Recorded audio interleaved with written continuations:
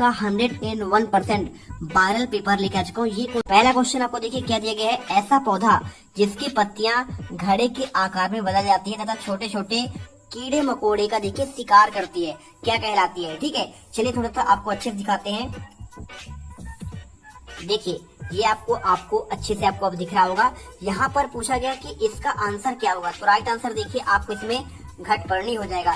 Second question देखो, चीरने एवं फाड़ने वाले दांत कहलाते हैं। यहाँ पे देखिए रदनक, आपका चवर्णक, कृदंत या फिर देखिए आपका अग्रचवर्णक। राइट आंसर देखिए आपका इसमें रत्नक है। ठीक है, इसके बाद देखो आपका तीसरा क्वेश्चन आता है कि हम जानते हैं कि धमनी सदैव ऑक्सीजन समृद्ध रक्त का परिवहन करती है तथा सिरा अशुद्ध रक्त का हृदय तक ले जाती है। आप तो जानते ही हैं धमनी में शुद्ध रक्त होता है और सिरा आपका जो होता है उसमें आपका अशुद्ध रक्त होता है क्योंकि उसमें कार्बन डाइऑक्साइड मिला होता है। फुफ्फुस धमनी के संबंध में कौन सा कथन सत्य है? क्या देखिए ऑक्सीजन समृद्ध रक्त को फेफड़े तक पहुंचाती है या कार्बन डाइऑक्साइड समृद्ध रक्त को फेफड़े तक ले जाती है? ए या फिर दो विकल्प सही है, या फिर आपको देखिए ऑक्सीजन एवं कार्बन डाइऑक्साइड CO2 दोनों समृद्ध का परिवहन करते हैं। तो देखिए आपको आंसर आपको यहाँ पे हो जाएगा बी नंबर, कार्बन डाइऑक्साइड समृद्ध रक्त को फेफड़े तक ले जाती है। आपको ये उत्तर लिखना है। ठीक है, आपको इसके बाद देखो आपको चौथा क्वेश्चन मिलेगा देखने को। ठीक है, वह चौथा देखिए, ऐसी गति जो निश्चित समय अंतराल के पश्चात अपनी गति दोहराती है। क्या आपका देखिए सरल गति होती है, घूर्णन गति, असमान गति या फिर देखिए आपका आवर्ती गति। राइट आंसर देखिए आपका इसमें हो जाएगा आपका आवर्ती गति। क्वेश्चन देखिए पांचवा, निम्नलिखित में से किस रसायन का उपयोग कर जल का शुद्धिकरण किया जाता है? कपड़ा धोने का सोडा, DDT पाउडर, क्लोरीन या फिर देखिए फिलाइन।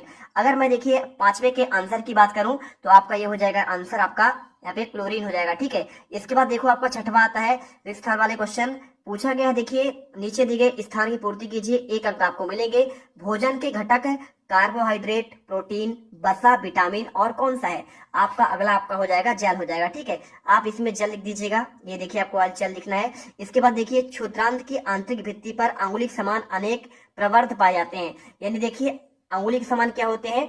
यहाँ पे आपका जाल पाया जाता है, उसे क्या कहते हैं? उसे कहते हैं बिली कहते हैं। ठीक है, तो आप बिली कैसे लिखेंगे? आप लिखेंगे ऐसे बिली।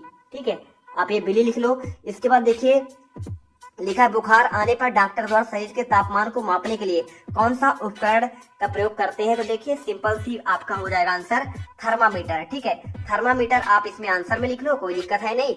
अगला देखो आपका दिया गया है इसमें यहाँ पे 9वां नंबर, हीमोग्लोबिन कोशिकाओं की कौन से कोशिका में पाया जाता है? देखिए आपका लाल रक्त कोशिकाओं में। ठीक है, आंसर आपको लिखना है लाल और लिख देना है आपको रक्त, बस आपको इतना लिखना है। 10वां देखिए, किसी वस्तु द्वारा एकांत समय में तय की दूरी को उस वस्तु क्या कहते हैं? आपका चाल कहते हैं। आप आंसर चाल करो। चलो इसके बाद देखते हैं आपका क्वेश्चन। आपका देखिए अति लघुत्री आता है। अति लघुत्री क्वेश्चन आपको जिससे पूछा गया है इसमें प्रत्येक के लिए आपको 2 अंक मिलेंगे। सहजीवी संबंध किसे कहते हैं? आपका ये क्वेश्चन पूछा गया है। ठीक है, साथ में देखिए आमाशय की संरचना कैसी होती है? आपका ये क्वेश्चन पूछा गया है। अगर मैं आंसर की बात करूं देखिए तो आपको आंसर लिखना है। देखिए जब 2 अलग अलग जीव एक दूसरे का समर्थन करके अपना जीवन जारी रखते हैं तो इसे सहजीवी कहते हैं। ठीक है, आपका ऐसे उदाहरण क्या दिया है? आपका लाइकेन दे दिया है। ठीक है, इसी प्रकार देखिए आमाशय की संरचना कैसी होती है? तो भाई साहब आमाशय की आपकी संरचना आपका थैलीनुमा होती है। बिल्कुल आपका यहाँ पे राइट आंसर है। वीडियो को लाइक करो फटाफट और दोस्तों को शेयर कर दो। ठीक है, और चैनल जरूर सब्सक्राइब कर लेना। क्वेश्चन देखिए आपका 13वां क्या दिया गया है? इसमें दिया है क्षारक किसे कहते हैं? उदाहरण सहित आपको बताना है। गर्मी के दिनों में पसीना अधिक निकलने पर कपड़ों पर सफेद धब्बे बन जाते हैं, क्यों? आपका देखिए 2 नंबर क्वेश्चन है। साथ में देखिए 15वां क्वेश्चन, पादपों में आपका जनन के प्रकारों के नाम और ह्यूमस किसे कहते हैं? आपका ये क्वेश्चन पूछा गया है। चलिए आपको आंसर दिखा देते हैं। ये देखिए आपको 13वें क्वेश्चन का आंसर मिल जाएगा। क्षारक एक प्रकार का रासायनिक पदार्थ है जो जल में घुलने पर हाइड्रोक्साइड आयन OH का स्त्राव करता है। ठीक है, और क्षारकों का pH मान क्या होता है? आपका देखिए 7 से अधिक होता है। उदाहरण देखिए सोडियम हाइड्रोक्साइड। इसके बाद देखो आपका क्वेश्चन 14वां, गर्मी के दिनों में अधिक पसीना निकलने पर कपड़े पर धब्बे बन जाते हैं, आपका क्यों? तो देखिए कपड़े गर्मी के दिनों में पसीना अधिक निकलने पर कपड़े पर धब्बे बन जाते हैं क्योंकि पसीने में उपस्थित लवण सोडियम क्लोराइड जब वाष्पित होता है तो वे कपड़े पर जमा हो जाता है और सफेद धब्बा बन जाता है। इसके बाद देखो 15 क्वेश्चन, पादप जनन के प्रकार देखिए तो आपका अलैंगिक, लैंगिक जनन और आपका विखंडन जनन आपका होता है। ठीक है, इसके बाद देखिए ह्यूमस किसे कहते हैं भाई साहब? तो ह्यूमस एक प्रकार का जैविक पदार्थ है जो मृत पौधे, जानवरों व अवशेषों के अपघटकों से बनता है। यह एक भूरे या काले रंग का पदार्थ है जो मिट्टी में उपस्थित होता है और मिट्टी की उर्वरता जल धारण क्षमता को बढ़ाता है। ठीक है, चलिए 16 तक क्वेश्चन का आपको मिल गया। अब क्वेश्चन देखो आपका 17वां, यहाँ पे आता है लघुत्तरीय क्वेश्चन। इसमें आपको 30 से 40 शब्दों में 3 अंक के क्वेश्चन दिए जाएंगे। गर्मियों में सफेद और हल्के रंग के वस्त्र, सर्दियों में गहरे आपके रंग के वस्त्र पहनना अधिक आरामदायक है, क्यों? 3 नंबर क्वेश्चन देख लीजिए। साथ में देखिए, कारखाना के अपशिष्ट जलाशय को प्रवाहित करने से पहले उदासीनता क्यों किया जाता है, ये क्वेश्चन पूछा गया है। परागण देखिए किसे कहते हैं, परागण एक प्रकार पूछा गया है। रैखिक गति और वृत्तीय गति का उदाहरण पूछा गया है। पेड़ों का महत्व पूछा गया है। 22वां देखिए, आपके आपंक क्या है, शुष्क आपंक का उपयोग क्यों किया जाता है। ठीक है, इसके साथ देखो आपको यहाँ पे 23 से आपके आगे क्वेश्चन दिए गए हैं 26 तक। चलिए हम पूरे 26 तक आंसर एक एक करके देख लेते हैं। ठीक है, चलिए यहाँ पर आपको जो है ये आंसर मिल जाएगा। मैंने आपको देखिए 16 तक का आंसर दे दिया है। 17वां क्वेश्चन आपको यहाँ पे ये दिया गया है, गर्मियों को देने में सफेद वस्त्र आपको देखिए तो आपको यहाँ पे इसका गर्मियों में सफेद वस्त्र पहनना चाहिए, अधिक आवश्यक है, क्योंकि देखिए हल्के रंग के वस्त्र सूर्य की किरणों से प्रतिबंधित होते हैं और शरीर की गर्मी कम करती है। सर्दियों में देखिए गहरे रंग के वस्त्र पहनना चाहिए क्योंकि आवश्यक, क्योंकि गहरे रंग के वस्त्र सूर्य की किरणों को अवशोषित करता है, यानी सोखता है, इससे शरीर पर क्या है आपको गर्मी मिलती है। 18वां देखो क्या दिया गया है। 18वां क्वेश्चन आपको यहाँ पे ये मिल जाएगा, कारखाने के अपशिष्ट जलाशयों में प्रवाहित करने वाले उदासीनता क्या होता है। देखिए तो उत्तर, कारखाने के अपशिष्ट को जलाशय में प्रवाहित करने पर पहले उदासीन किया जाता है ताकि देखो अपशिष्ट में उपस्थित अम्ल और क्षार निष्क्रिय किया जा सके।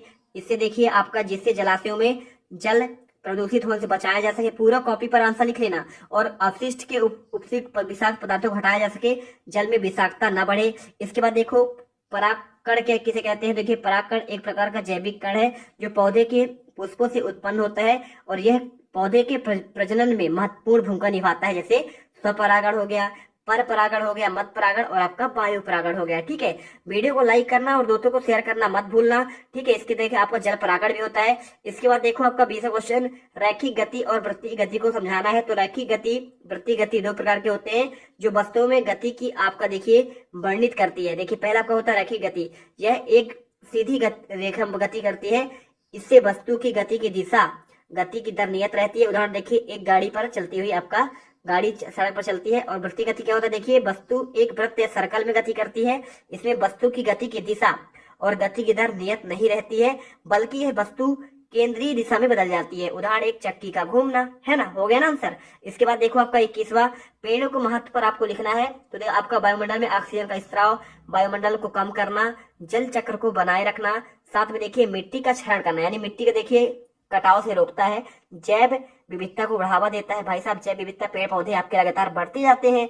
इसी तरह देखिए 22वां, आपांक क्या है, शुष्क आपांक का उपयोग कहा गया था। देखिए आपांक एक प्रकार का जैविक पदार्थ है जो पौधे की पत्तियों में तनों से निकलता है और यह एक चिपचिपा और गाढ़ा तरल होता है। ठीक है, जिसे गोंद टाइप नहीं बोलते हम, और पौधे को नुकसान पहुंचाने के लिए कीटों और रोगों से बचाता है। जैसे देखिए इसका उपयोग कहाँ कहाँ होता है, शुष्क आपांक चिकित्सा में, कॉस्मेटिक में, कृषि में और आपका आहार पूरक में। और इसके बाद देखिए 23वां, लोहे पर जंग लगने का रासायनिक समीकरण पूछा था।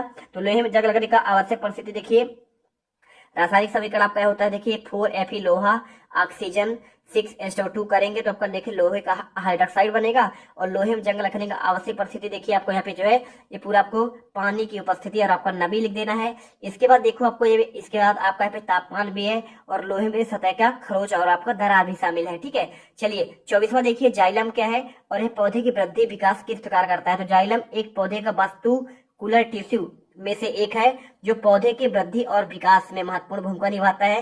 जैसे देखिए जाइलम के कार्य क्या क्या होते हैं, पानी और खनिज का परिवहन कहाँ से, जड़ के द्वारा करता है। ठीक है, मिट्टी से, आपका जमीन से, और पौधे की वृद्धि और विकास भी करता है और पौधे की संरचना में आपका सहायक भी होता है। भाई साहब, बड़ा होता है वो।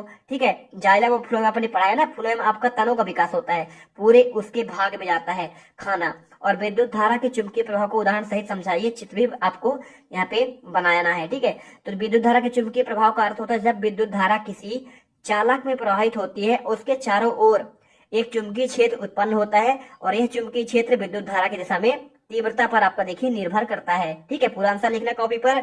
और विद्युत धारा के चुंबकीय प्रभाव का उपयोग इलेक्ट्रोमैग्नेटिक में किया जाता है। इलेक्ट्रोमैग्नेटिक एक ऐसा उपकरण है जो विद्युत धारा के चुंबकीय प्रभाव का उपयोग किया जाता है। नॉर्थ से साउथ की ओर जा रही है।